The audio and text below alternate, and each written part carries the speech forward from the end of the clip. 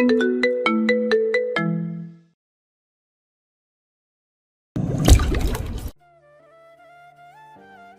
একটু সাজিয়ে দিবে মা? ছোটবেলায় যেমন মাথার দুই পাশে দুটো বেরুনি গেঁথে দিতে, হাতে পায়ে আলতা পরিয়ে দিতে, ঠিক সেভাবে দিবে কি মা? জুবাইদা বেগম আনমনেই হ্যাঁ বললেন। রুহি হাসলো তা শুনে, চটপট মাকে ছেড়ে দিয়ে পা উঠিয়ে বসলো বিছানায়। জুবাইদা বেগম মুচকি হাসলেন মেয়ের অমন পাগলামো দেখে। তিনি তখনই পা চালালেন ড্রেসিং টেবিলের দিকে। সেখান থেকে প্রয়োজনীয় জিনিসপত্র নিয়ে চলে এলেন মেয়ের কাছে। মেয়েকে সাজাবেন আজ অনেক দিন পর, এটা কি কম আনন্দের? প্রায় আধা ঘন্টা পর সাজানো শেষ হলো জুবাইদা বেগমের। সব কাজকর্ম সেরে মানুষটা এক পলক তাকালেন মেয়ের পানে। মাথা ভর্তি এলোমেলো কাকের বাসার ন্যায় চুলগুলোতে তেল দিয়ে টেনে বেঁধে দিয়েছেন দুটো বেনুনি। বেনুনি গেঁথেছেন মোটা ফিতা দিয়ে। মেয়ের আদুরে সুশ্রী মুখখানায়ও দিয়েছেন হালকা প্রসাধনীর ছাপ। টানা টানা চোখ দুটোতে দিয়েছেন মোটা করে কাজল। মেয়ের কথা মতো তার হাতে পায়ে দিয়ে দিয়েছেন আলতা, পায়ে পরিয়ে দিয়েছেন ছোটবেলার নুপুরখানা। এতে যেন বড্ড আদুরে লাগছে মেয়েটাকে। জুবাইদা বেগম মনে মনে মাশাআল্লাহ বললেন বেশ কয়েকবার। এগিয়ে এসে আলতো করে চুমু বসালেন মেয়ের ললাটে। মুচকি হেসে বললেন, সাজ পছন্দ হয়েছে কিনা দেখ তো। রুহি আয়নায় দেখল নিজেকে। আসলে প্রয়োজনই তো পড়েনি তার। সে তো উল্টো মাকে জড়িয়ে বলল, তুমি সাজিয়ে দিয়েছো বলেই কথা, খারাপ তো হতেই পারে না। জবা, ওরা বেরোচ্ছে তো, দেখা দিবি না?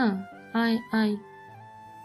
রাফিয়া বেগমের অমন তারা দেওয়ায় জুবাইদা বেগমের হুঁশ ফিরল এতক্ষণে। তিনি তৎক্ষণাৎ জিভে দাঁত কেটে মেয়েকে ছেড়ে বললেন, দেখলি কাণ্ড, ছেলে মেয়েগুলো বেরুবে অথচ আমি কিনা ঘরে বসে আছি।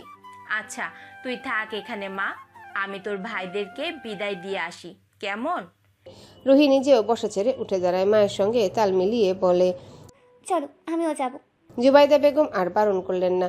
মেয়ের সাথে সাথে নিজেও পা বাড়ালেন বাইরে। রুহি ধীরে সুস্থে পিছু পিছু হাঁটছে। মায়ের রুম ছেড়ে ড্রয়িং রুমে এসে দাঁড়াতেই অনেক এসে আলতো করে আগলে ধরে বোনকে। রুহির এক হাত নিজের হাতের মুঠোয় পুড়ে নিয়ে নরম কণ্ঠে বলে।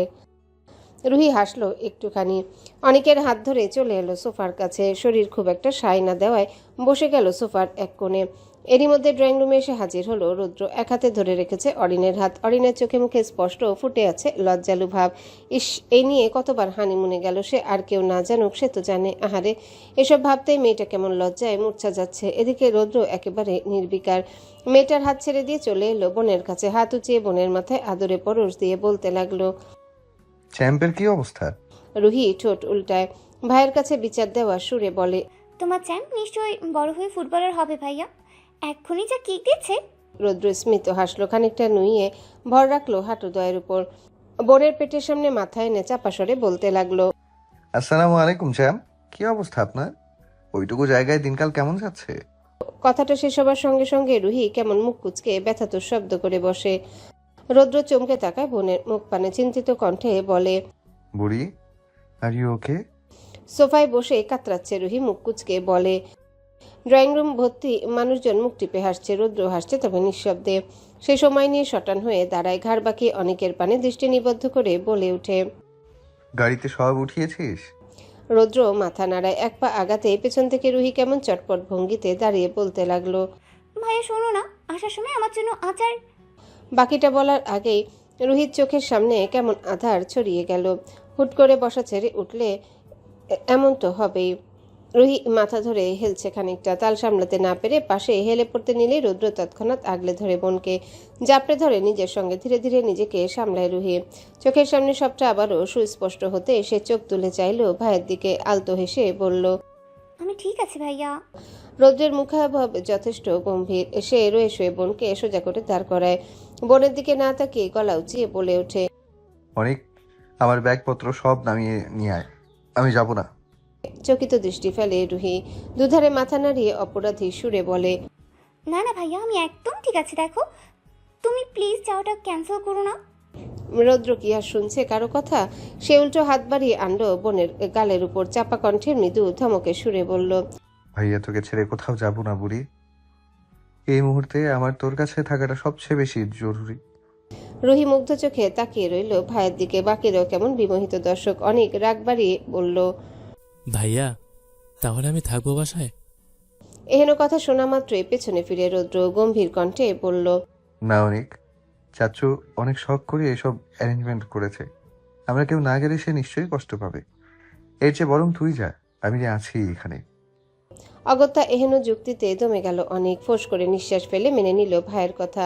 রৌদ্র আবারও বোনের দিকে তাকায়, মুচকি হেসে বোনের মন ভালো করার উদ্দেশ্যে বলে, কি খাবে আমার বুড়ি? আচার, চকোলেট নাকি অন্য কিছু? তৎক্ষণাৎ ঠোঁটের কোণে হাসি ফুটল রুহির। মেয়েকে কেমন আবদারে সুরে ভাইকে বলে, ফুচকা খাবো। কি এই সময় এসব? চেঁচিয়ে কথাটা বললেন জুবাইদা বেগম। তা শুনে রুহি কেমন ঠোঁট উল্টায় বাচ্চাদের মতো, ভাইদের দিকে তাকায় কাঁদো কাঁদো মুখে। আহারে, বোনের এমন মুখভঙ্গি দেখে গলে গেলেন ডাক্তার সাহেব। খানিকটা মাথা চুলকে বললেন, আচ্ছা, আমি না হয় বাড়িতেই বানিয়ে দিচ্ছি, খেতে পারবি তো? রুহি যেন হাতে চাঁদ পাওয়ার ন্যায় খুশি হলো। মেয়েটা তৎক্ষণাৎ নেচে কুদে বলল, আলবাত পারবো। বিকেল নাগাদ বাসায় এসেছে ইফতি। যাওয়ার আগে বোনকে একটুখানি দেখার জন্যে বোধহয় এসেছেন জনাব। অনেক বিদায় নিয়েছে, এই তো মিনিট 20 হবে। তবে ইফতি এখনো রয়ে গিয়েছে এই বাড়ি। রৌদ্র থাকতে বলেছে তাকে। ছেলেটা আবার বোনের জন্যে হাতে ফুচকা বানাচ্ছে কিনা সেই সুবাদে থাকতে বলেছে ইফতিকে। পড়ন্ত বিকেল, গধূলি শেষ লগ্ন এসে উকিঝুঁকি দিচ্ছে আকাশটায়। মাহি চুপচাপ দাঁড়িয়ে আছে ছাদের কার্নিশ ঘেঁষে, চোখে চশমা খুলে হাতে রাখা। মাহি দূর আকাশের পানে চোখ রেখে কেমন আনমনে হাসছে। চশমা ছাড়া সব ভিউই কেমন অ্যাস্থেটিক, এক কথায় ঝাপসা। মাহি নিজের অমন চিন্তা ভাবনায় নিজেই হাসছে। এরই মধ্যে ছাদের দরজার কাছ থেকে ভেসে আসে তার বেশ পরিচিত পুরুষালী কণ্ঠ। কি করছো এখানে? ইফতির কণ্ঠ পেয়ে তৎক্ষণাৎ নড়ে চড়ে বসলো মাহি। চোখে পড়ল হাতের চশমাটা। ইফতি সময় নিয়ে চলে আসে ছাদের কার্নিশে। মাহির থেকে দুহাত দূরত্বে দাঁড়িয়ে চোখ রাখলো দূর আকাশে। মাহি তৎক্ষণাৎ নিচ থেকে সরে গেল আরেক কদম। দৃষ্টি তার আগের ন্যায়। কিয়ৎক্ষণ নীরবতা চলল দুজনার মাঝে। নীরবতা ভাঙল ইফতির চমৎকার কণ্ঠে। কেমন যাচ্ছে দিনকাল? আগের মতো লাইব্রেরিতে যাচ্ছ না নাকি? মাহি নির্বিকার, নির্বিঘ্নে গম্ভীর কণ্ঠে জবাব দেয়,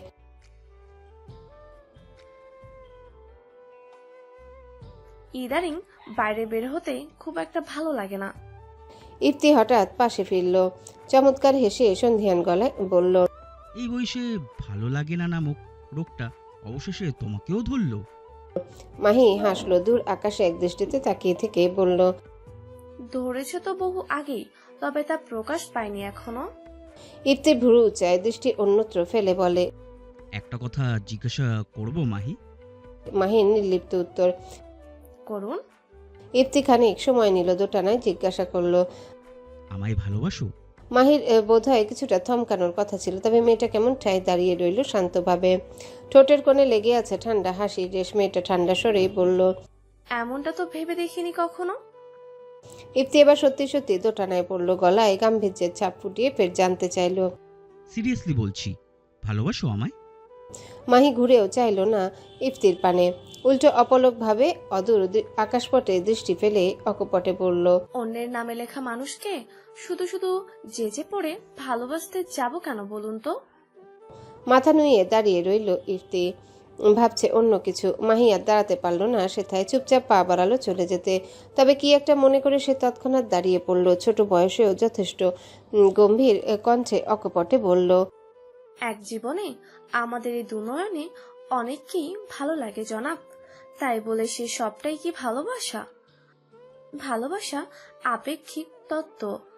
একবার যার জন্য এমনে উদয় হয়, তার সারা জীবন বয়ে যেতে হয় নির্বিশেষে। আপনি শুধু এতটুকুই জেনে রাখুন, আপনি আমার জীবনের প্রথম ভালো লাগা হলেও ভালোবাসা হতে পারেননি। হলে নিশ্চয়ই আপনাকে এত সহজে ভুলতে পারতাম না আমি। কেঁপে উঠে ইফতি, চমকে তাকায় মাহির পিঠ বরাবর। তবে তার ধারণা সত্যি ছিল, মাহিও একটা সময় পছন্দ করত তাকে। মাহি আর দাঁড়ায় না, লম্বা একটা নিঃশ্বাস ফেলে গটগট পায়ে প্রস্থান ঘটায় ছাদ থেকে। ইফতিও বিষণ্ণ মুখে পা ফেলে চলে যাওয়ার উদ্দেশ্যে। তবে ছাদের দরজার কাছে এসে দাঁড়াতে পা দুটো আটকে গেল তার। কান দুটো সজাগ হলো এমনি। সে ধীরে সুস্থে ঘাট বাঁকিয়ে দরজার পাশে তাকায়। অমনি তার নজর আটকায় আহিরার দিকে। মেয়েটা কেমন হতভম্বের ন্যায় দাঁড়িয়ে আছে, চোখ দুটো লাল টকটকে হয়ে এসেছে কেন জানি। ইফতি তড়িৎ এগিয়ে এসে বিচলিত কণ্ঠে বলে, আহি, তুমি এইখানে? ছলছল চোখ জোড়া উপরে তুলে আহি ভরকায় ইফতি। কণ্ঠস্বর আটকে যাচ্ছে তার। আহি কেমন থেমে থেমে ভাঙা কণ্ঠে বলল, এমনটা না হলেও পারতো, কিছু কিছু সত্যি না হয় আড়ালেই থাকতো।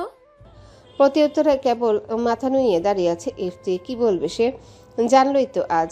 দোতলার ঘরে সম্পূর্ণ আলমিরা জুড়ে সারি সারি করে সাজিয়ে রাখা হয়েছে আচারের বয়ম। তা আনতেই সকলের চোখ ফাঁকি দিয়ে দোতলায় এসেছে রুহি। দু হাতে দুটো আচারের বয়ম ধরে ধরে সরু করিডোরে হাঁটছে ধীর পায়ে। কিয়ৎক্ষণ হাঁটতেই পিঠ ধরে এসেছে বেচারির। উপায়ন্তর না পেয়ে সে তৎক্ষণাৎ একটা বয়াম নিচে রেখে আরেকটা নিয়ে হাঁটতে লাগলো। কোনো রকম আচার দেখতে লোভ সামলানো দায়, তাই তো কোনোরূপ কাল বিলম্ব না করে বয়ামের ঢাকনা খুলে আচারের ভেতরে হাত ডুবিয়ে খেতে লাগলো রুহি।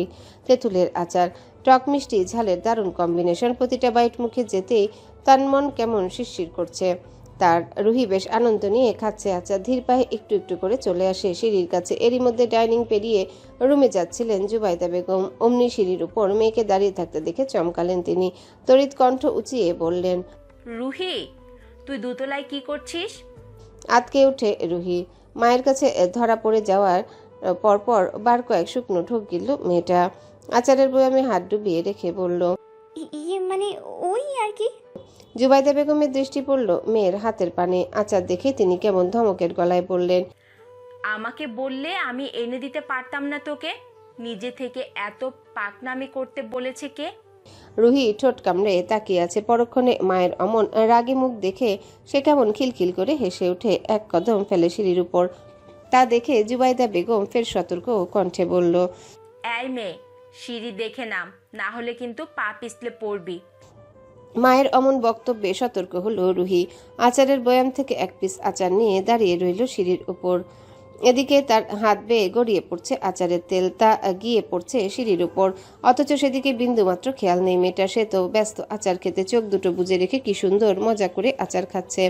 জিভ দিয়ে তুলছে টুকটুক শব্দ। জুবাইদা বেগম আরও কিছু বলতে উদ্যত হবেন, এমন সময় তার ফোনটা কেমন কর্কশ শব্দ তুলে বেজে উঠল ঘরে। তিনি না চাইতেও পা বাড়ালেন ঘরের দিকে। যাওয়ার আগে অবশ্য মেয়েকে সাবধান করে বলে গিয়েছেন, এক পাও নড়বি না আমি না আসা অবধি। রুহি কেবল মাথা কাত করলো। ভীষণ আনন্দের সাথে আচার খাওয়ার মাঝে বাগড়া দিতে হঠাৎ করে তার ফোনেও কল এলো। রুহি বেজায় বিরক্ত হলো। চোখ মুখ কুচকে কোমরের কাছ থেকে বের করে আনলো ফোনটা। ফোনের স্ক্রিনে চোখ পড়তে দেখে রেহানের ভিডিও কল। মুহূর্তেই সকল বিরক্তি কেটে গেল মেয়েটা। সে কেমন হাসি মুখে তৎক্ষণাৎ রিসিভ করে কলটা। ওপাশে রেহান গাড়ি চালাচ্ছে। ছেলেটার চোখে মুখে উপচে পড়া আনন্দ। তা দেখে রুহি কেমন সন্দিহান গলায় জিজ্ঞাসা করে ওঠে, কি ব্যাপার মিস্টার, এত খুশি খুশি লাগছে যে? হুম। রেহান গাড়ির স্পিড কমিয়ে আনলো। গাল ভর্তি হাসি টেনে বলতে লাগলো, বউ, there is a good news for you. আমি আমার নতুন প্রজেক্ট পেয়ে গেছি। উফ, এবার সব কাজ শেষ আমার। এখন থেকে সারা দিন তোমার আর পুচকে সোনার সাথে সময় কাটাবো। ইস, ভাবতেই বেশ লাগছে বউ। স্বামীর এহেন আনন্দে বিমোহিত রুহি নিজেও কেমন গদগদ কণ্ঠে আবদার জুড়ে বলে ওঠে, কংগ্রেচুলেশনস জামাই। এবার আসার সময় মনে করি আমার জন্য ছানা মিষ্টি নিয়ে আসবে, কিন্তু না আনলে বাড়িতে ঢুকতে দেব না, বলে দিলাম। রুহির অমন গাল ফোলানো দেখে মুচকি হাসল রেহান। স্টিয়ারিংয়ে হাত রেখে মাথা নাড়ায় ওপর নিচ আজ্ঞাকারী কণ্ঠে বলে, জো হুকুম শ্যামাবতে। রুহি খিলখিলিয়ে হেসে উঠে ফোনের স্ক্রিনে চোখ রেখে এক পা রাখলো সিঁড়ির উপর। তখনই ঘটল আরেক অঘটন। সিঁড়ির উপর পড়ে থাকা ফোটা ফোটা আচারের তেলে পা পিছলে সিঁড়ি থেকে উল্টে গেল সে। মুহূর্তে এক বিকট চিৎকারে থমকে যায় চারিপাশ। আর্তচিৎকারে ভেসে আসে। মা! রেহান থমকায়। এক মুহূর্তের জন্য ভুলে যায় তার অবস্থান। ছেলেটা কেমন ভয়ার্ত কণ্ঠে চেঁচিয়ে বলে, বউ, বউ। দুটো ডাক বোধহয় বেরোলো তার মুখ থেকে। ওপাশের স্ক্রিন তখনও বন্ধ। কলও কেটে গেছে ইতিমধ্যে। রেহান হাত উঁচিয়ে ফোনটা ধরতে কোত্থেকে যেন উল্টো পথে ছুটে আসে এক বিরাটাকার ট্রাক। পরক্ষণে সেই ট্রাক এসে ধাক্কা বসায় রেহানের গাড়িতে। সেকেন্ডের ব্যবধানে ট্রাকের সাথে মুখোমুখি সংঘর্ষ হলো রেহানের গাড়ির। মুহূর্তে উল্টে গেল ছোট আকারের গাড়িটা। গড়িয়ে গেল কংক্রিটের রাস্তার উপর দিয়ে। অতঃপর ফোনের এপাশেও শোনা গেল পিপ পিপ শব্দ। ওদিকে রুহি গড়িয়ে পড়ছে সিঁড়ি বেয়ে। তার অমন আত্মচিৎকার কানে যেতে সকলে যে যার মতো এক প্রকার হন্তদন্ত হয়ে ছুটে আসে বাইরে। রৌদ্র ছুটে এলো তক্ষুনি। জুবাইদা বেগম ছুটে এসে ঘর থেকে বেরোতেই তার পায়ের ধারে এসে ছিটকে পড়ল মেয়ের আলতা রাঙা পা দুটো। জুবাইদা বেগম থামলেন। ঘন ঘন নিঃশ্বাস ফেলে আতঙ্কিত চোখে তাকালেন পা দুটোর দিকে। এখন আর আলতা রং নেই সেথায়। আলতার সাথে রক্ত লেপটে গিয়ে রং ধরিয়েছে প্রগাঢ়। জুবাইদা বেগম এবার নিজ বুক ফাটিয়ে চিৎকার দিয়ে ওঠেন। তৎক্ষণাৎ মেঝেতে লুটিয়ে থাকা মেয়ের নিথর দেহটা বুকে টেনে কাঁপতে কাঁপতে ছেলেকে ডেকে বললেন, আব্বা, আমার মেয়ে। ও আব্বা, আমার মেয়ে। রৌদ্র তখনই ছুটে এসে দাঁড়ালো বোনের সামনে। পুরো মেঝেতে লেপটে গিয়েছে রক্ত। মেয়েটার মুখটাও কেমন লেপটে গিয়েছে রঙিন তরলে। রৌদ্র আর সময় নিল না। তখনই নিচু হয়ে বোনকে তুলে নিল পাজা কোলে। মেয়েটা খানিক ঝাঁকিয়ে ডাকলো, বুড়ি, এই বুড়ি, চোখ খোল। নিস্তব্ধ রুহি, নিঃশ্বাসটা চলছে কিনা কে জানে। জুবাইদা বেগম ছেলের পেছনে ছুটলেন। দূর থেকে দেখা যাচ্ছে মেয়ের নুপুর পরা পা দুটো, যেখান থেকে অবলীলায় গড়িয়ে পড়ছে লৌহ। জুবাইদা বেগমের কানে যেন হঠাৎ বেজে উঠল। আমায় একটু সাহায্য দিবে মা? হন্তদন্ত হয়ে ছুটছে রৌদ্র, দুহাতে রক্তাক্ত বোনটাকে কোলে তুলে এক প্রকার দৌড়াচ্ছে হসপিটালের করিডোর দিয়ে। ছেলেটার গায়ে এখনো জড়িয়ে রাখা কিচেন অ্যাপ্রন, তবে অ্যাপ্রনটা শুভ্র নির্মল, রংখানা ধুয়ে মুছে রক্তাভ রঙে জর্জরিত। রৌদ্র ছুটছে ভীষণ, গলা উঁচিয়ে ডাক পারে, নার্স, নার্স, তাড়াতাড়ি আসুন, স্ট্রেচার নিয়ে। সরু করিডোরের শেষ ভাগ দিয়ে সামনের দিকে ছুটে আসছেন দুজন নার্স। টাইলসের ফ্লোরে কর্কশ শব্দ তুলে ঠেলে আনছেন স্ট্রেচার। মিনিট খানেকের মধ্যে স্ট্রেচার চলে এলো রৌদ্রের সম্মুখে। রৌদ্র সময় নিল না, তৎক্ষণাৎ বোনকে আলতো করে স্ট্রেচারে শুইয়ে দিয়ে হুকুম ছুড়ল, go and take her to the OT room, I am coming. হুকুম তামিল করলেন। নার্স দুজন ঝড়ের গতিতে ছুটলেন রোগীকে নিয়ে। অন্যদিকে সরু করিডোর দিয়ে কাঁদতে কাঁদতে ছুটে আসেন জুবাইদা বেগম। পেছন থেকে রাফিয়া বেগম, মাইমুনা বেগমও ছুটলেন রীতিমতো। তবে তারা আজ মোটেও নাগাল পাচ্ছেন না জুবাইদা বেগমের। মানুষটার আজ কি হলো কে জানে। তিনি তো নিজের মাঝে নেই, একদমই খালি পায়ে উদ্ভ্রান্তের ন্যায় দৌড়াচ্ছেন তিনি। মাথায় কাপড় নেই, চুলগুলো পাখির বাসার ন্যায় এলোমেলো, শাড়ির আঁচল ঝুলছে ফ্লোরে। রৌদ্র ঘাড় বাঁকিয়ে পেছনে তাকায়। মায়ের এমন বেহাল দশা দেখে তৎক্ষণাৎ দাঁড়িয়ে পড়ে নিজ জায়গায়। ছুটন্ত জুবাইদা বেগম ছেলেকে পাশ কাটিয়ে মেয়ের ওটির দিকে ছুটতে চাইলেই বাদ সাধল রৌদ্র। দুহাতে তৎক্ষণাৎ চাপটে ধরল মাকে। জুবাইদা বেগম ভারী অশান্ত, উদ্ভ্রান্তের ন্যায় ছুটোছুটি চালিয়ে কাঁপা কাঁপা কণ্ঠে বলল, আব্বা, আমার মেয়ে। আব্বা, ছাড়ো আব্বা। রৌদ্রের মুখায়ব বাইরে থেকে গম্ভীর। বড় ছেলে কিনা, তার কি আর বয়স আছে অবুঝের ন্যায় চিৎকার দিয়ে মনের ভাব প্রকাশ করার। রৌদ্র ছাড়ল না মাকে, উল্টো মাকে ভীষণ শক্তভাবে নিজের বুকের সাথে লেপ্টে ধরে বলল, শান্ত হও আম্মু, আমি আছি তো, বুড়ির কিচ্ছু হবে না। মায়ের মন কি আর অত কথা শুনে। জুবাইদা বেগম একাধারে দুদিকে মাথা নাড়াচ্ছেন আর বায়না ছুটছেন মেয়ের কাছে যাবার। রৌদ্র পড়ল বিপাকে। ওদিকে মেয়েটার কাছে যাওয়াটাও তো জরুরি। রৌদ্র সামনের দিকে তাকায় আরেকবার। অদূর থেকে ছুটে আসছে অরিন। রাফিয়া বেগম আর মাইমুনা দাঁড়িয়ে আছেন করিডোরের মাঝ বরাবর, ফোনে কথা বলছেন কারোর সাথে, বোধহয় বাড়ির কর্তাদের জানাচ্ছেন এই অঘটনের বিষয়ে। অরিন ছুটে আসে রৌদ্রের নিকট, হাঁটুর উপর দুহাতে ভর রেখে খানিকক্ষণ হাঁপাতে থাকে অনবরত। রৌদ্র নির্বিকার। অরিন খানিকটা স্থির হতে সে কেমন ভরাট কণ্ঠে বলে ওঠে, আম্মুকে ধর। শটান হয়ে দাঁড়ায় অরিন। রৌদ্রের বলা কথাটা অক্ষরে অক্ষরে পালন করে দুহাতে আগলে ধরে জুবাইদা বেগমকে। রৌদ্র তখন নিঃশ্বাস ফেলল ক্ষুদ্রভাবে। অরিনের পানি স্থির দৃষ্টি নিক্ষেপ করে তর্জনী উঁচিয়ে কাটকাট কণ্ঠে বলে, খেয়াল রাখবি সবার। ওপর নিচ মাথা নাড়ায় অরিন। রৌদ্র ফের বলে, আই সেড সবার, ইনক্লুডিং মাই সানশাইন। আমি আসছি। বলেই তৎক্ষণাৎ উল্টো দিকে পা বাড়ায় রৌদ্র, অথচ পেছনে দাঁড়িয়ে থাকা মেয়েটার কাঁধে দিয়ে গেল একরাশ দায়িত্ব। চারিদিকে কোলাহল, মানুষের ভিড়ে পা রাখার জায়গা নেই কোথাও। মিনিট পাঁচেক হবে হয়তো মহাসড়কে রোড অ্যাক্সিডেন্ট হয়েছে, অথচ এরই মধ্যে চারিদিকে পড়ে গিয়েছে মাত্রাতিরিক্ত ভিড়।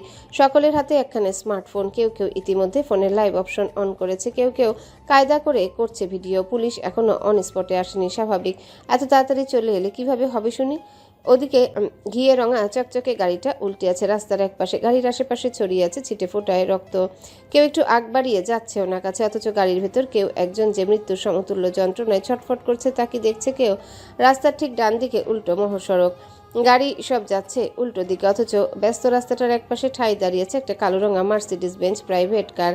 সে গাড়ির ড্রাইভিং সিটে বসে বেশ আয়েশ করে বসে আছে মুগ্ধ।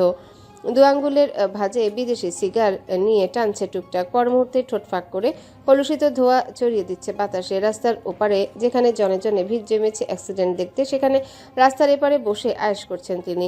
ছেলেটার চোখে মুখে মোটেও দুঃখ দুঃখ ভাব নেই, উল্টো ভাবলেশীন ভঙ্গিমায় লেপটে গেছে সর্বমুখ। ঠোঁটের কোণে লেগে আছে সেই চিরচেনা ক্রুড়ো হাসি। সময় পেরোলো। মুগ্ধ একবার বাহাতের কবজি উল্টে ঘড়ির পানে চোখ রাখে। সময় গড়িয়েছে প্রায় 10 মিনিট। এবার বোধহয় তার বেরোনো উচিত। তাই যেই ভাবনা সেই কাজ। গাড়ির দরজায় ধাক্কা দিয়ে ড্রাইভিং সিট থেকে বেরোয় মুগ্ধ।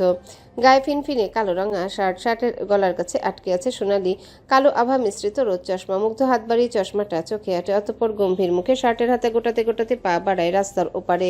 মাথার উপর দিবাকর তুলছে তাণ্ডব। সেদিকে পাত্তা নেই যুবকের। সে কেমন ভিড় ঠেলে এগিয়ে আসে স্পটে। এতক্ষণ স্থানীয়দের উদ্যোগে রেহানের উদ্ধার কাজ সম্পন্ন হয়েছে। রক্তাক্ত নিথর দেহখানা লুটিয়েছে কনক্রিটের জমিনে। সর্বমুখে গায়ে স্পষ্ট ফুটে উঠেছে গভীর ক্ষত। সেদিকে তাকিয়ে থেকে মুগ্ধ কেমন রহস্য নিয়ে হাসলো। কদম বাড়িয়ে নিষ্প্রাণ রেহানের কাছে এসে এক হাঁটু গেড়ে বসলো আলতোভাবে। তারপর আহত রেহানের মুখ পানে তাকিয়ে থেকে চাপা স্বরে ঠেস মেরে বলল, গাড়ি চালানোর সময় কথা বলতে নেই কিরো, অ্যাক্সিডেন্ট হয়তো। ইস, হয়ে গেল তো। ঠোঁট গোল করে চুকচুক শব্দ তুলছে মুগ্ধ। পর মুহূর্তে নিজের মুখায়ভাবে আচমকা পরিবর্তন আনে সে। বেশ দুঃখী দুঃখী একটা ভাব। কাঁদো কাঁদো মুখ বানিয়ে শক্তপোক্ত দুহাত বাড়িয়ে আহত রেহানকে তুলে নিল কাঁধে। আশেপাশ থেকে দু একজন এগিয়ে আসতে চাইলে হাত উঁচিয়ে বাদশাদে মুগ্ধ কপট আহত কণ্ঠে বলতে লাগলো, ও আমার পরিচিত, আপনারা সরে দাঁড়ান। ও আমার পরিচিত, আপনারা সরে দাঁড়ান, আমি ওকে হাসপাতালে নিয়ে যাব। আশেপাশে মানুষজন আর আগ বাড়িয়ে তেমন কিছু বললেন না। এমনিতে রোড অ্যাক্সিডেন্ট, পুলিশি ঝামেলার ব্যাপার স্যাপার, কেই বা যাবে আগ বাড়িয়েও সব পড়তে। এর চেয়ে বরং নিয়ে যাক সে, যার যারটা সে বুঝুক। এমার্জেন্সি রুমে ব্যস্ত ভঙ্গিতে ছুটছেন নার্স কয়েকজন, সেই সাথে ব্যস্ত এমার্জেন্সি ফিজিশিয়ান, সিনিয়র অবস্টেট্রিশিয়ান, অ্যানেস্থেলজিস্ট আর নিউনেটোলজিস্ট। সকলের চোখে মুখে উপচে পড়া উদ্বেগ। রোগীকে এমার্জেন্সি রুমে আনার সাথে সাথে মেডিকেল এমার্জেন্সি টিম এসে হাজির। দায়িত্বরত মেডিসিন বিশেষজ্ঞ রেজা হাবিব রোগীকে বেডে শোয়ানোর সঙ্গে সঙ্গে লাইফ সেভিং অ্যাকশনে তৎপর হয়েছেন। তার হুকুমে নার্স দুজন একই সাথে রোগীর শ্বাস প্রশ্বাসের গতি, পালস পরীক্ষা এবং রক্তচাপ পরীক্ষা করছেন। Medicine doctor emergency IV line সংযোগ দিয়েছেন, সেই সাথে দিয়েছেন প্রাথমিক ঔষধ। তবে রোগীর অতিরিক্ত রক্তপাতের কারণে মেডিসিন বিশেষজ্ঞ তৎক্ষণাৎ গলা খাকারি দিয়ে বললেন, it's in emergency call obstetrics. এহেন কথায় অবস্টেট্রিশিয়ান এবং গাইনোকোলজিস্ট তৎক্ষণাৎ ছুটে আসেন জোরালো পায়ে। রোগীকে ভালোভাবে পরীক্ষা নিরীক্ষা শেষে দুজনে একযোগে চোখ রাখে মনিটরের স্ক্রিনে, যেখানে স্পষ্ট দেখা যাচ্ছে মায়ের গর্ভে থাকা ছোট্ট প্রাণটা হৃদস্পন্দন গতি যা তুলনামূলক বেশ কম। গাইনোকোলজিস্ট খানিক ঢোক গিললেন, তা দেখে ঘাড় বাঁকিয়ে অবস্টেট্রিশিয়ানকে চাপা স্বরে বললেন, I think it's placental abruption. Obstetrician নির্বাক। তৎক্ষণাৎ প্রতিউত্তর না করে সময় নিয়ে নার্সের উদ্দেশ্যে বললেন, রোগীর আল্ট্রাসাউন্ড রিপোর্ট কোথায়? ইমার্জেন্সি নিয়ে এসো সেটা। এহেন কথা শুনে তখনই নার্সদের মধ্যে একজন ঝড়ের বেগে ছুটলেন বাইরে। তবে খুব একটা দৌড়াতে হয়নি তার আগেই হাতে আল্ট্রাসাউন্ড রিপোর্ট নিয়ে ওটির বাইরে হাজির রৌদ্র। নার্সকে দেখতে পেয়ে তারা দেখিয়ে বলল, তাড়াতাড়ি এটা নিয়ে যাও ভেতরে। হালকা মাথা নাড়ায় নার্স। রোদ্রের হাত থেকে রিপোর্টটা নিয়ে আবারও ঢুকলো রুমে। ছুটে এসে দাঁড়ালেন ডাক্তারের সামনে, হাত বাড়িয়ে রিপোর্টটা এগিয়ে দিয়ে বললেন, স্যার রিপোর্ট। ঘাড় বাঁকিয়ে তাকায় গাইনোকোলজিস্ট। রিপোর্টটা হাতে নিয়ে তড়িঘড়ি করে পাতা উল্টায় ব্যস্ত হাতে। মুহূর্তে রেজাল্টের দিকে তাকিয়ে থেকে কপালের ঘাম ছুটল তার। অবস্টেট্রিশিয়ান আর চোখে দেখলো সবটা, গম্ভীর মুখে জানতে চাইলো, কি হয়েছে রিপোর্টটাতে? কিন্তু গাইনোলজিস্ট কাঁপছে কেমন, হাত দুটো কেমন ঠান্ডা হয়ে গেল তার। তিনি সময় নিয়ে থেমে থেমে বললেন, প্লাসেন্টাল অ্যাব্রাপশন। কিন্তু কিন্তু ওটির বাইরে অপেক্ষমান রৌদ্র। সাধারণত কার্ডিওলজিস্টদের এসব কেসে খুব একটা প্রয়োজন নেই, সময় গড়িয়ে যাচ্ছে আপন গতিতে। অপেক্ষার প্রতিটা মুহূর্ত এবার বিষাক্ত ঠেকছে। প্রায় আধা ঘন্টা পর ওটির দরজা খুলল। অবস্টেট্রিক্স দুজন বেরিয়ে আসেন একসাথে। তাদের দেখতে পেয়ে দ্রুত এগিয়ে আসে রৌদ্র। উৎসুক কণ্ঠে জানতে চায়, হাউ শ্রী? ডক্টর দুজন একে অপরের মুখ চাওয়াচাই করলো একবার। দুজনার চোখে মুখে স্পষ্ট দ্বিধা। বিচক্ষণ রোদে দৃষ্টি এড়ায়নি সেসব। সে কেমন গম্ভীর হলো এবার। প্রফেশনালদের মতো জানতে চাইলো, ভুলে যাবেন না আমিও একজন ডক্টর, সো নির্দ্বিধায় বলুন সবটা। গাইনোকোলজিস্ট মধ্যবয়স্ক ফারহানা আফরোজ, এদেশের নামকরা গাইনি ডাক্তারদের মধ্যে তিনিও একজন। রোদের এরূপ কথায় ডাক্তার ফারহানা আলগোছে নিজের মুখ থেকে মাস্কটা সরালেন, গম্ভীর মুখে বললেন, আপনার সাথে প্রাইভেটলি কথা আছে ডক্টর ইফতেখার। আপনি আমার সাথে কেবিনে আসুন। কথাটা বলেই তিনি পা বাড়ালেন নিজ কেবিনের দিকে। রৌদ্র মিনিট দুয়েক সময় নিল। তার বিচক্ষণ মস্তিষ্ক এতক্ষণ স্পষ্ট টের পেয়েছে কিছু একটা, তবুও ভাই বলে কথা। ছেলেটা বুক ফুলিয়ে নিঃশ্বাস ফেললো বার কয়েক, নিজেকে যথেষ্ট শক্ত করে তারপর পা বাড়ালো ডক্টর ফারহানার কেবিনের দিকে। May I come in ma'am? ডেস্কের ওপাশে বসে রিপোর্ট দেখছেন ডাক্তার ফারহানা।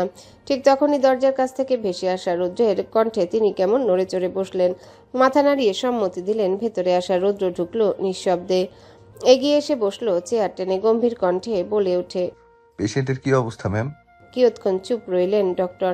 প্রায় মিনিট দুয়েক পেরোতে নিচ থেকে নীরবতা ভেঙে পড়লেন, পেশেন্টের অবস্থা খুবই critical doctor Iftekhar, and now I am going to say something bad, so please keep your self strong.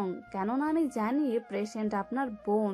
বুক কাঁপছে রৌদ্রে, তবুও বাইরে থেকে নিজেকে শক্ত রাখা সে কি আপ্রাণ চেষ্টা যুবকের।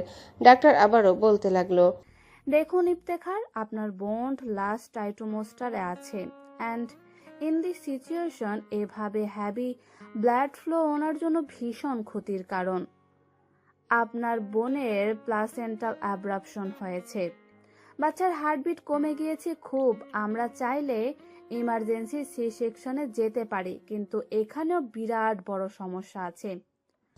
থমকায় রৌদ্র, কাপা কাপা কণ্ঠ ফুঁড়ে বেরিয়ে আসে কেবল। কি? ডাক্তার ফোঁস করে নিঃশ্বাস ফেলেন, খানিকটা পরক্ষণেই বলেন, প্লাসেন্টার দেওয়াল খুলে গেছে, যার দরুন বাচ্চা নিঃশ্বাস নিতে পারছে না।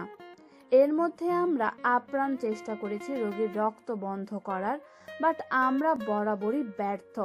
এই মুহূর্তে আমরা যদি ইমার্জেন্সি সি সেকশনে যাই তাহলে এমনও হতে পারে পেশেন্টের হেমোরয়েজ হয়ে গেল। সি সেকশনে এমনিতেই প্রচুর ব্লিডিং হবে, তোর মধ্যে ওনার ব্রেনে অক্সিজেন না পৌঁছালে উনি কোমায় কিংবা মারাও যেতে পারেন। অথবা আমরা যদি বাচ্চাকে না বাঁচিয়ে পেশেন্টকে বাঁচানোর দিকে যদি ফোকাস করি তাহলে পেশেন্টের কোমায় যাওয়ার পসিবিলিটি 56%। তাছাড়া আরেকটা কথা, পেশেন্ট বেঁচে গেল আর কোনোদিন মা হতে পারবেন না, কারণ তার গর্ভাশয় ফেটে গিয়েছে, যতটুকু আমার ধারণা।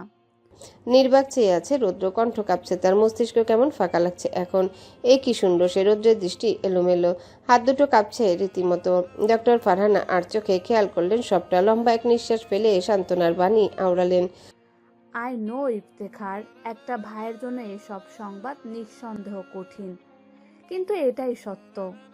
এখন আমাদের হাতে মাত্র 35 মিনিট সময় আছে। এর মধ্যে যেভাবেই হোক একটা ডিসিশনে আসো তোমরা। কনস্ট্রাকশনে পেশেন্টের হাজব্যান্ডের সাইন নাও। আই রিপিট, আমাদের হাতে মাত্র 35 মিনিট সময় আছে। এরপর শত চেষ্টা করেও আমরা মা অথবা বাচ্চাকে বাঁচাতে পারবো না। দুর্বল রৌদ্র দুরু দুরু বুকে তৎক্ষণাৎ উঠে দাঁড়ায় বসা ছেড়ে। উদ্ভ্রান্তের মতো তখনই ছুটল কেবিনের বাইরে। দ্রুত পকেট হাতড়ে ফোন বের করে এনে কল লাগায় রেহানের ফোনে। রিং হচ্ছে ওপাশে, তবে তুলছে না রেহান। রৌদ্রের মেজাজ বিগড়ায় এবার। সে কেমন দাঁতে দাঁত খিচে আবারও কল লাগায় সেই নাম্বারে। কলটা প্রায় কেটে কেটে যাবে, মুহূর্তে ওপাশ থেকে কল রিসিভ হলো। রৌদ্র কেমন দৃঢ় চোয়ালে বলতে লাগলো, কই তুই? তাড়াতাড়ি আমার হসপিটালে। Excuse me. ফোনের ওপাশ থেকে ভেসে আসা অপরিচিত কণ্ঠে ভ্রু কুচকায় রুদ্র। তৎক্ষণাৎ ফোনটা কান থেকে সরিয়ে এনে চেক করলো ডায়ালকৃত নম্বরখানা আদৌ ঠিক কিনা। যেই না দেখলো ঠিক আছে, অমনি সে কেমন সন্দিহান গলায় বলল, কে আপনি? এই ফোন আপনার কাছে কেন? রেহান কোথায়? ওপাশের মধ্যবয়স্ক ব্যক্তি তৎক্ষণাৎ ছটফটে ভঙ্গিতে জবাব দিল, আসলে ফোনটা যার, তার তো কিছুক্ষণ আগে মারাত্মক গুরুতরভাবে অ্যাক্সিডেন্ট হয়েছে। তাকে এখন স্থানীয় হাসপাতালে নিয়ে যাওয়া হয়েছে। আমরা অন স্পটে আসলাম মাত্র।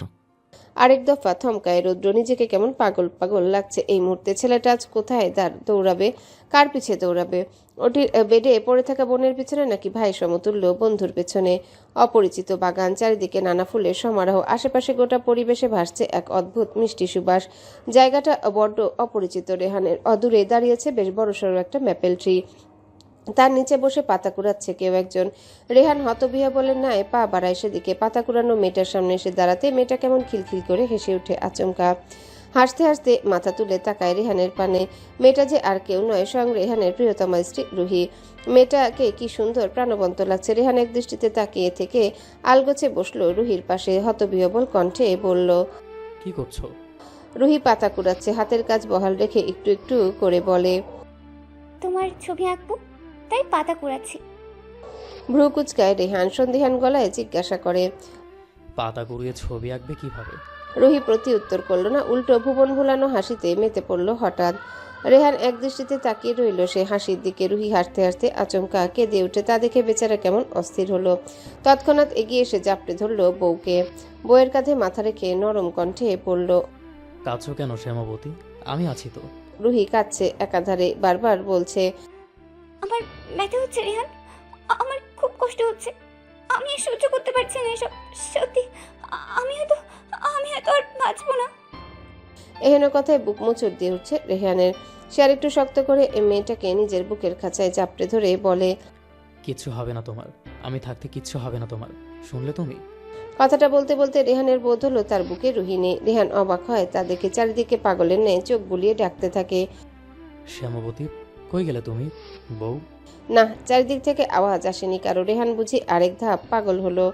কাঁদতে কাঁদতে গলা উঁচিয়ে ডাকলো, রুহি। বিকট চিৎকার দিয়ে আচমকা জ্ঞান ফিরল রেহানের। এতক্ষণ যাবৎ অচেতন হয়ে পড়ে থাকা ছেলেটা এখন কেমন চিৎকার দিয়ে বসে পড়েছে শোয়া ছেড়ে। রেহান হাঁপাচ্ছে। কি দেখলো সে?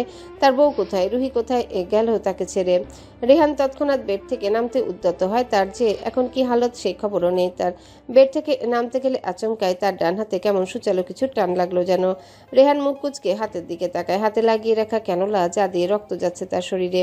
রেহান বিরক্ত হলো তা দেখে তৎক্ষণাৎ অন্য হাত দিয়ে ডান হাতের ক্যানোলাটা এক টানে খুলে ফেললো। মুহূর্তে পরক্ষণে ফ্লোরে পা রাখতে গেলে হঠাৎ তার চোখে পড়লো অদূরে সিঙ্গেল সোফায় পায়ের উপর পা তুলে বসে থাকা গম্ভীর যুবকের পানে।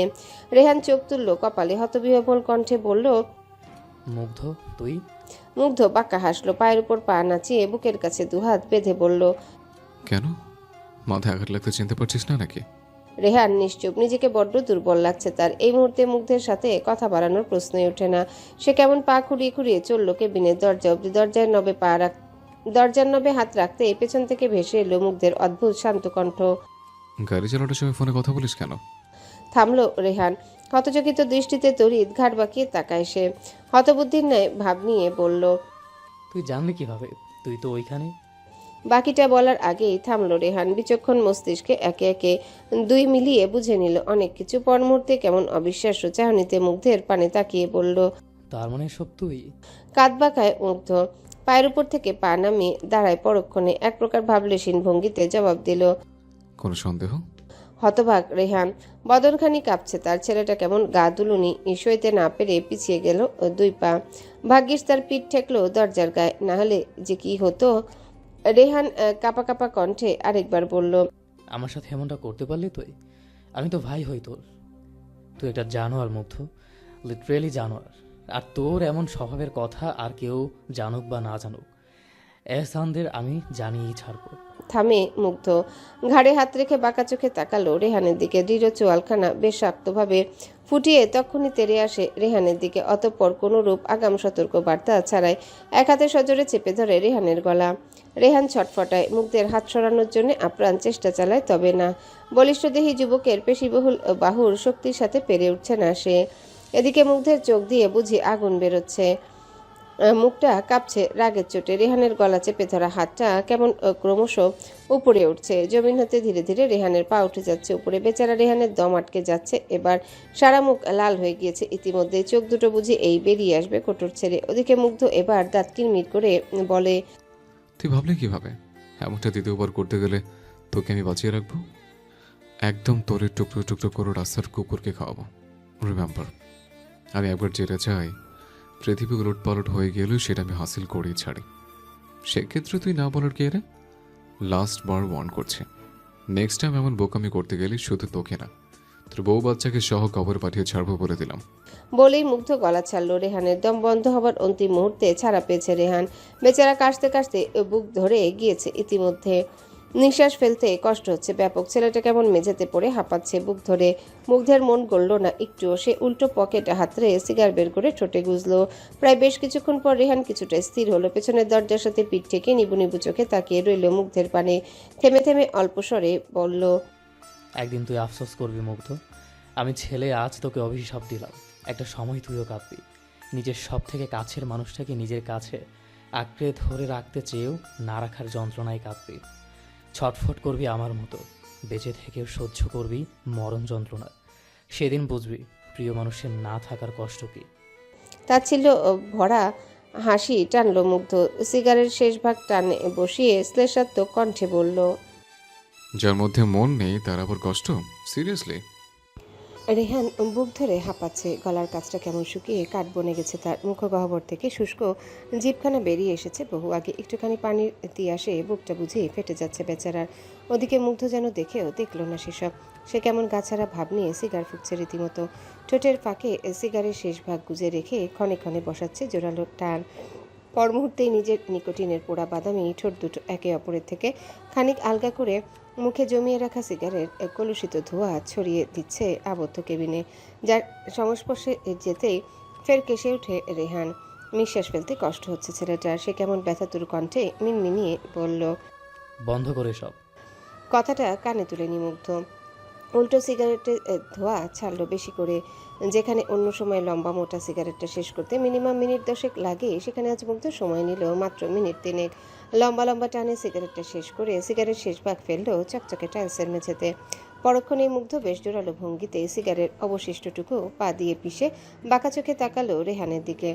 শান্ত অথচ ভয়ঙ্কর নিরেট কণ্ঠে বলল, ঠিক সেম ভাবে যদি কিছু মানুষকে মাটির সাথে পিছিয়ে ফেলতে পারতাম, ইস, তাহলে বোধহয় তেমন কোনো অপ্রয়োজনীয় মাথা ব্যথায় থাকতো না আমার। রেহানের শক্তিতে কুলায়নি চোখ তুলে উপরে তাকানোর, তবুও সে বেশ শুনল মুগ্ধের কথাটা। বুক চেপে বহু কষ্টে ঠোঁটের কোণে ফোটালো তাচ্ছিল্যের হাসি, ভাঙা ভাঙা কণ্ঠে কোনো মতে বলল, রিভেঞ্জ অফ নেচার বলেও কিছু একটা থাকে বাড়ি, and I am desperately waiting for this.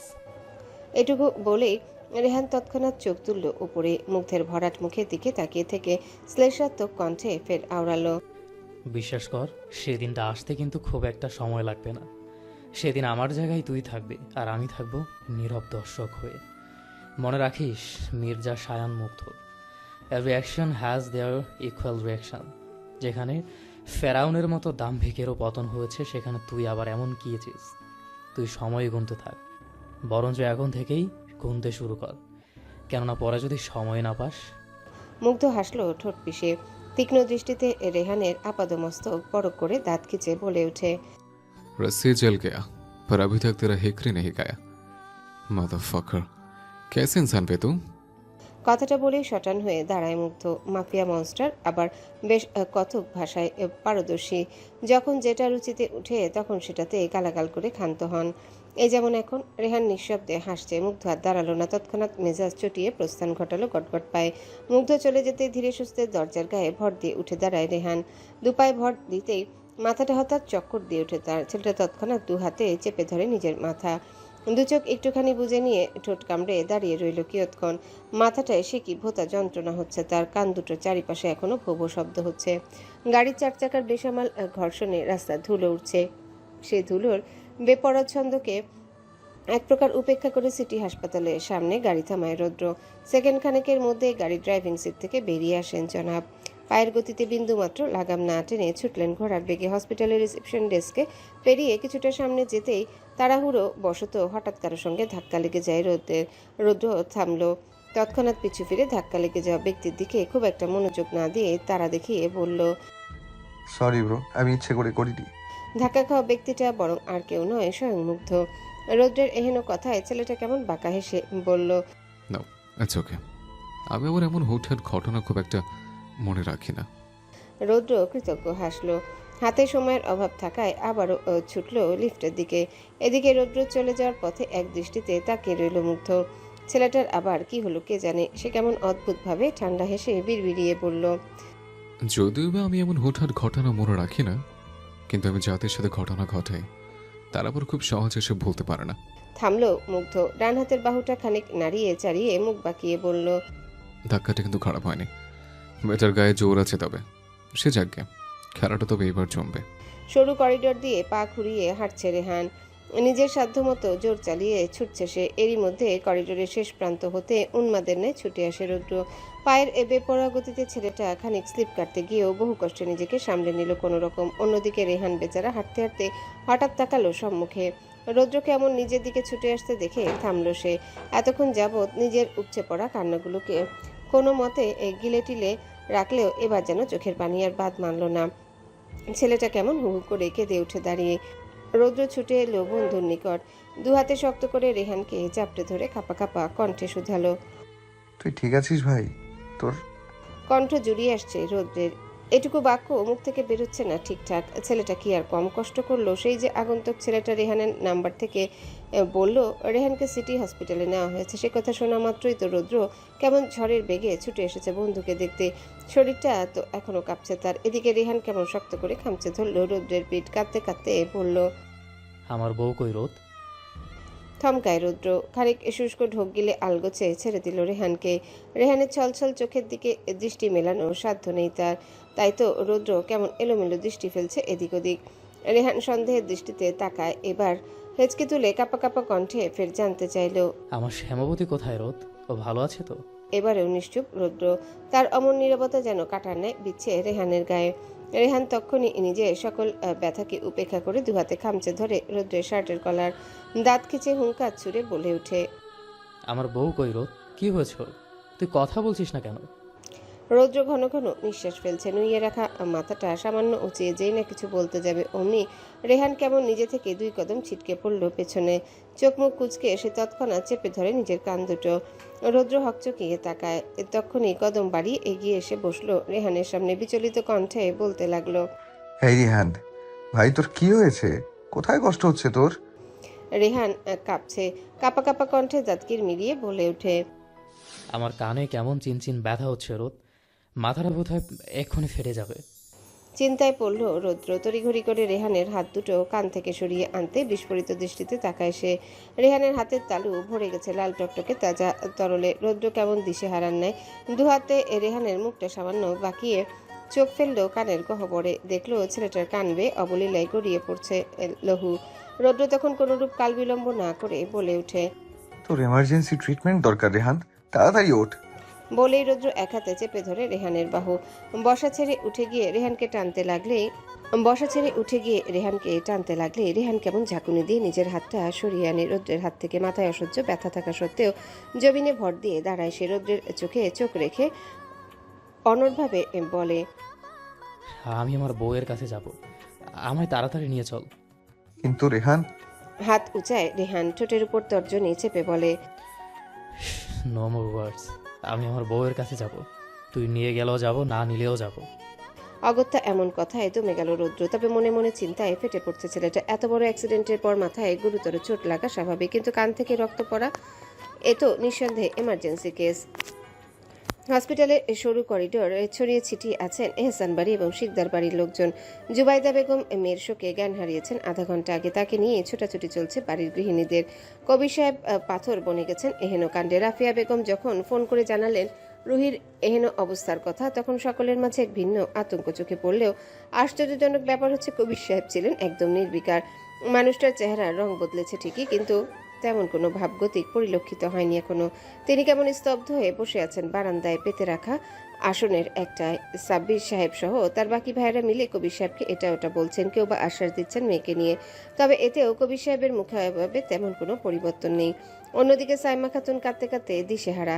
Osman Sikdar বউকে সামলাতে গিয়ে বেশ বেগ পোহাচ্ছেন। এর মধ্যে ছেলের ফোনে বার কয়েক কল দিয়েছেন যদিও, তবুও ছেলেটা যে কোথায় আছে তার কে জানে। প্রায় মিনিট 20 পর সরু বারান্দা দিয়ে পা খুঁড়িয়ে খুঁড়িয়ে হেঁটে আসে রেহান।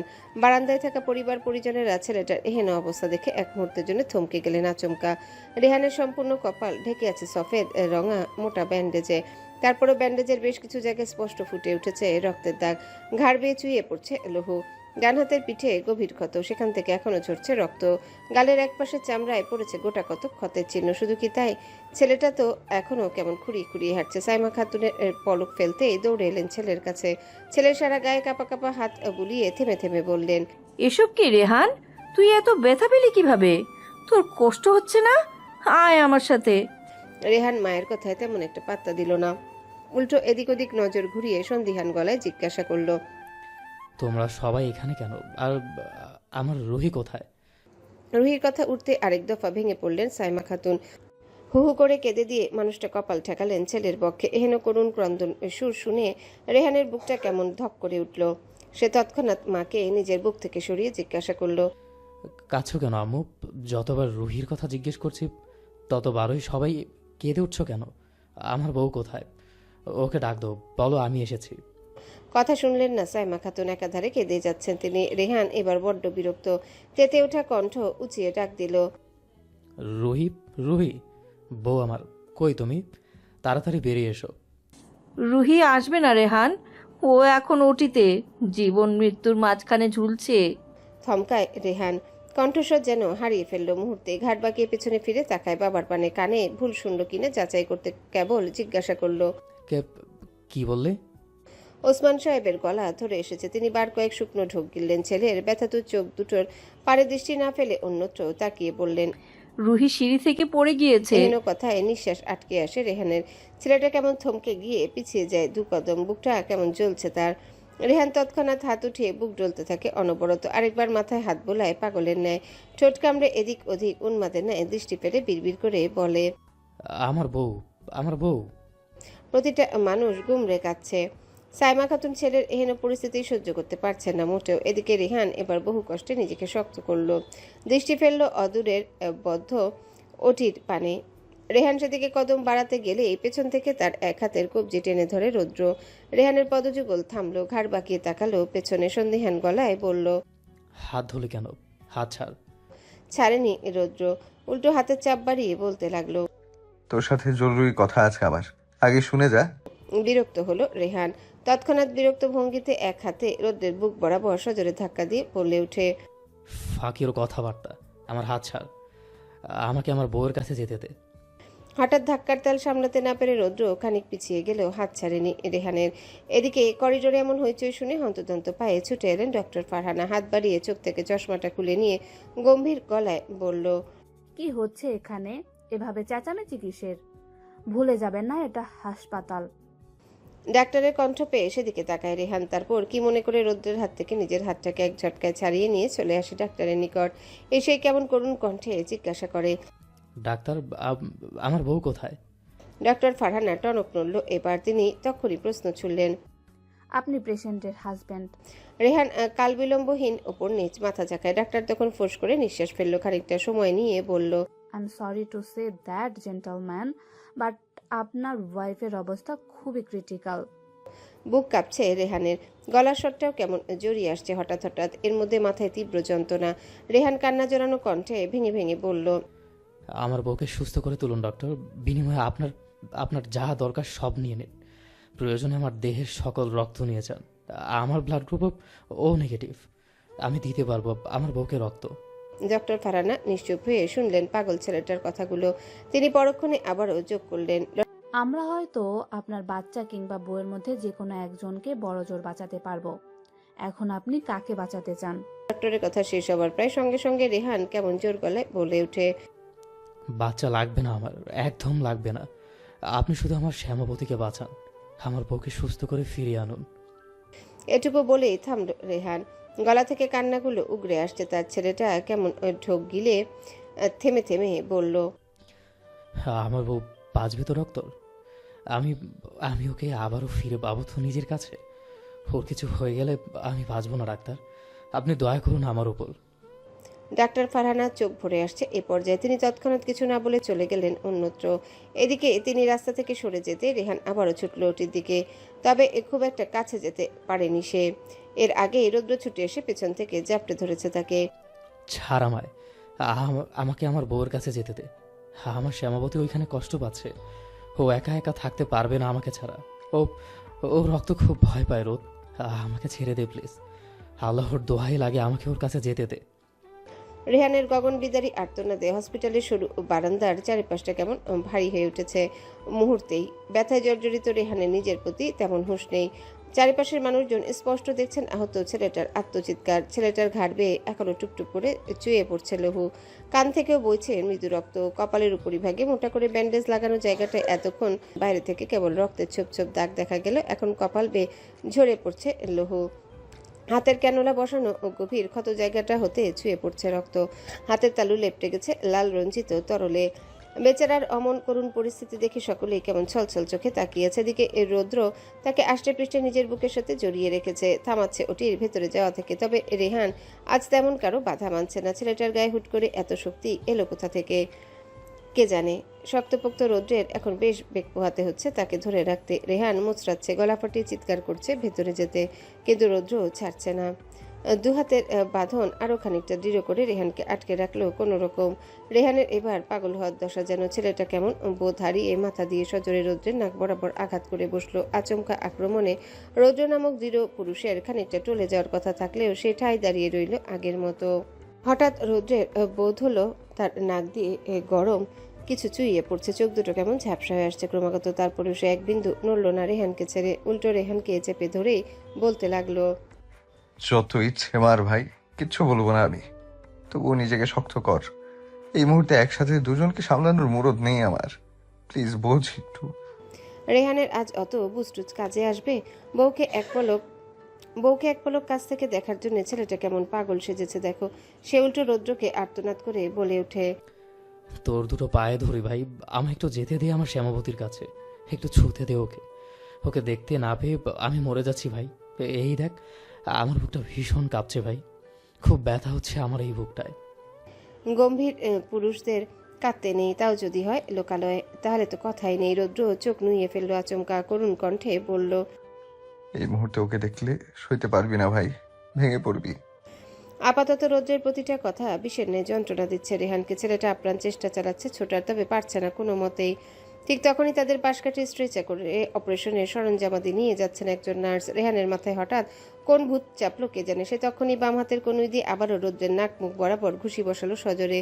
এবারে ব্যথাটা বুঝি ব্যাপক লেগেছে রৌদ্রের। ছেলেটা তৎক্ষণাৎ নাকে হাত চেপে পিছিয়ে গেল দু কদম।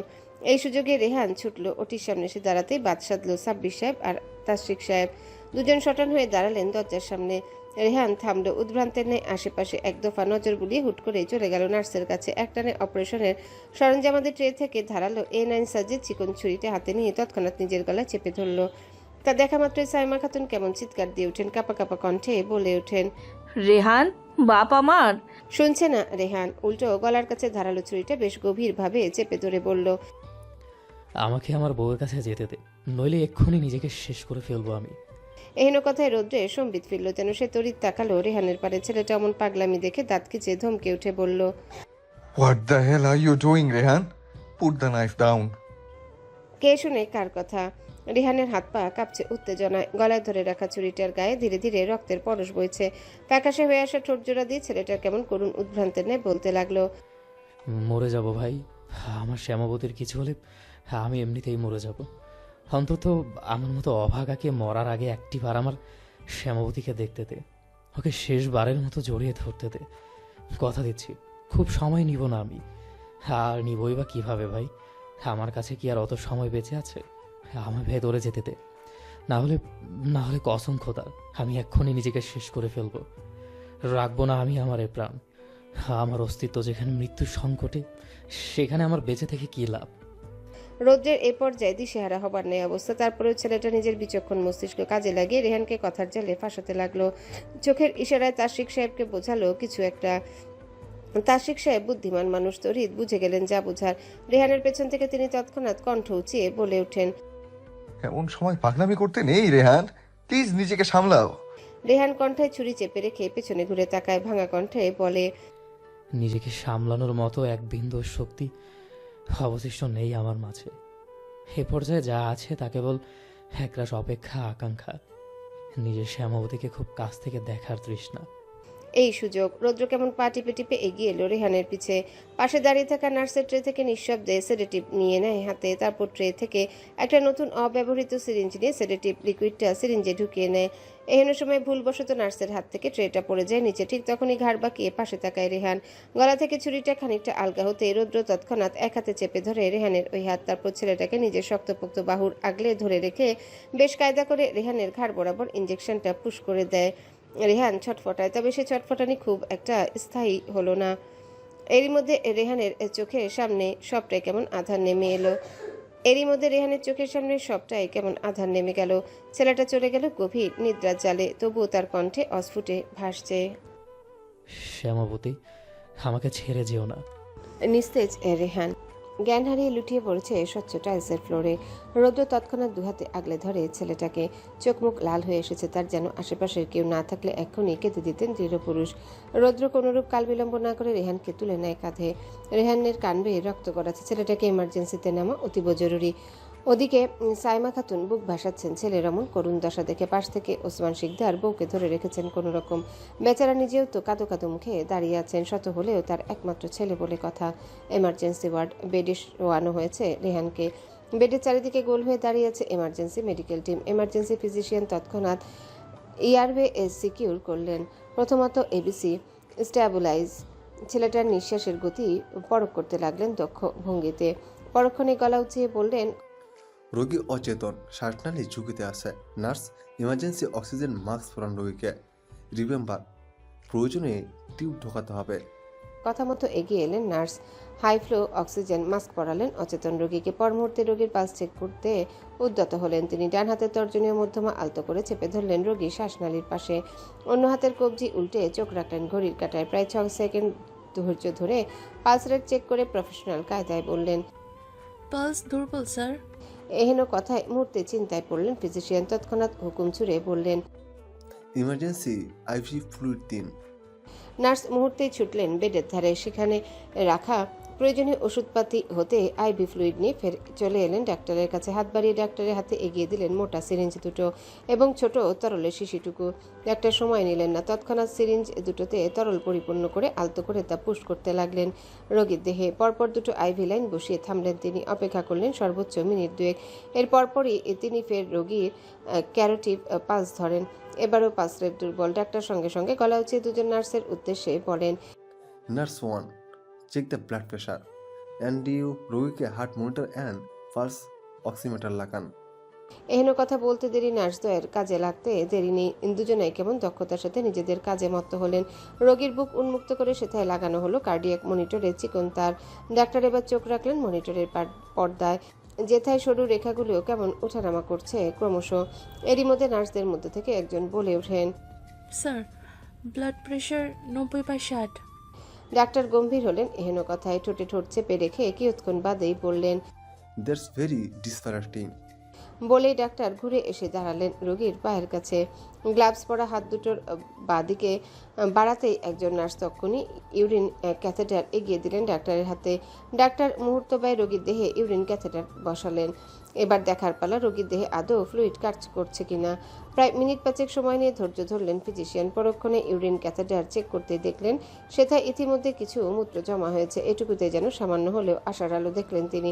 তৎক্ষণাৎ চাপা গলায় বললেন, হাইপারটনিক স্যালাইন রেডি রাখো অ্যান্ড রোগীর মাথা 30 ডিগ্রি উঁচুতে রাখো। যথাযথ কাজ করলেন নার্সদ্বয়।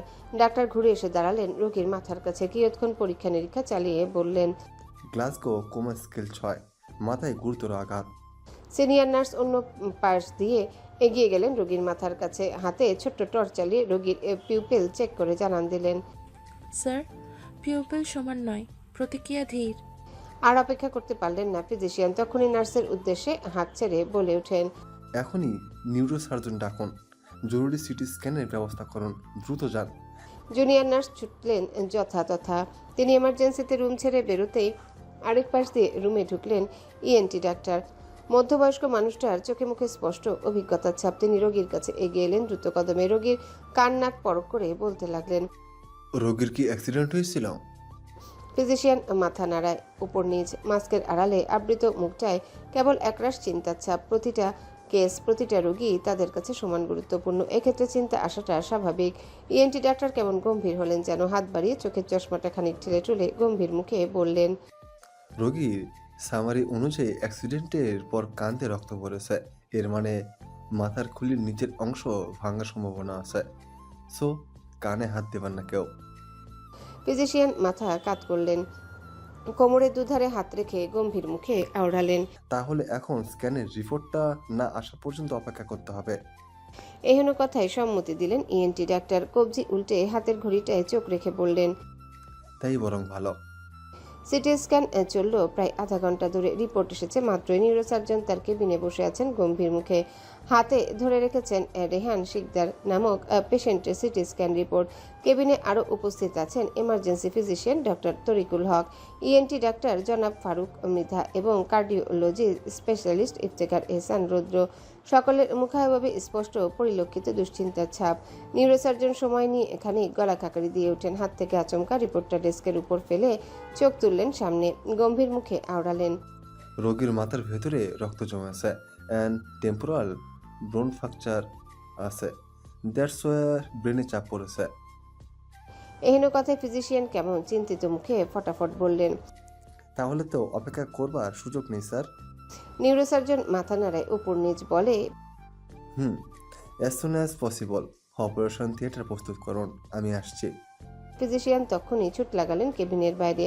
এদিকে রৌদ্র এখনো ঠাই দাঁড়িয়ে আছে মাথা নুইয়ে রেখে। নিউরোসার্জন ডক্টর হিমেল চৌধুরী কিয়ৎক্ষণ এক দৃষ্টিতে তাকিয়ে রইলেন রৌদ্রের দিকে। পরক্ষণে গম্ভীর কণ্ঠে বললেন, কি বলবে ইফতেখার? রৌদ্র মাথা তুলল এবার।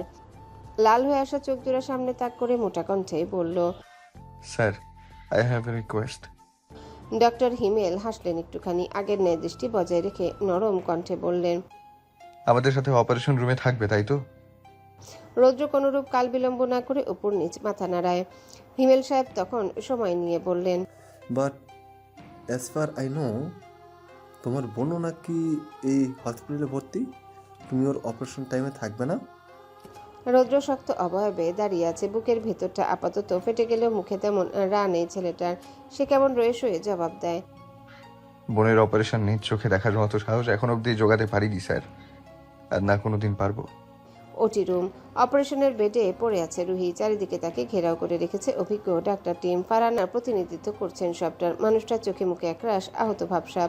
রুহির নির্মল মুখখানার পানে এক দৃষ্টিতে তাকিয়ে আছেন তিনি। ইস, কতটা স্নিগ্ধ দেখাচ্ছে মেয়েটাকে। এই মেয়ের সাথে এই নিয়তি কেন এত কঠিন হলো কে জানে। ডাক্তার ফারহানা মনে মনে এক দীর্ঘ নিঃশ্বাস ছাড়লেন। অতঃপর মনকে কঠিন করে নিয়ে শুরু করলেন অপারেশন নামক নীরব যুদ্ধ। 3 তলার অপারেশনের রুমের বাইরে দাঁড়িয়ে আছেন কবির সাহেব সহ আরও কয়েকজন। 5 তলায় অপারেশন চলছে রেহানের, সেখানে দাঁড়িয়ে আছেন বাড়ির বাদবাকি সদস্যরা। কবির সাহেব মানুষটা আর সময় কঠিন অবয়ব ধরে রাখলেও আজ কেমন ভেঙে পড়ছেন মানুষটা। তাইব সাহেব এবং তাশরিক সাহেব মিলে একাধারে সান্ত্বনা দিচ্ছেন ভাইকে। সাব্বির সাহেব নরম দিলের মানুষ, ভাইকে তিনি সান্ত্বনা দিবেন তো দূরের কথা, নিজেই তো কেঁদে কুটে কুল পাচ্ছেন না বেচারা। ওদিকে জুবাইদা বেগমের অবস্থা করুন। মানুষটার এই জ্ঞান ফিরছে তো আবারও যাচ্ছে। যতবারই তার জ্ঞান ফিরছে ততবারই তার মুখে কেবল একটাই কথা, আমার মাকে আমি নিজ হাতে আজ সাজিয়েছি, নিজ হাতে আমার মাকে সাজিয়েছি। সাইমা খাতুন ছেলে শোকে কাতর।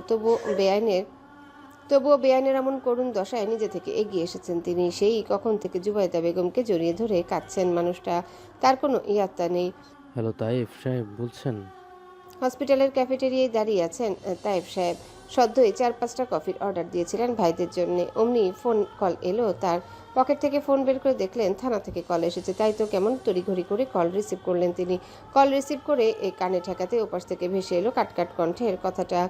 তাইব সাহেব কোনরূপ ভনিতা ছাড়াই প্রত্যুত্তরে বললেন, জি বলছি।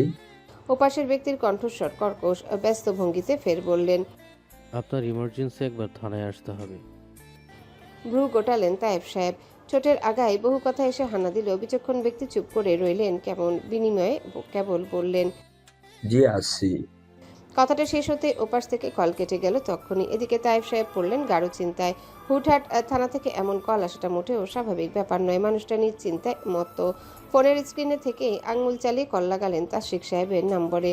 ওপাশে দুটো রিং হতে কল রিসিভ হলো। তাইব সাহেব তৎক্ষণাৎ ব্যস্ত গলায় বললেন, হ্যালো বন্ধুরা, পরবর্তী পার্ট খুব তাড়াতাড়ি আসবে, তো সবাই অপেক্ষায় থাকো।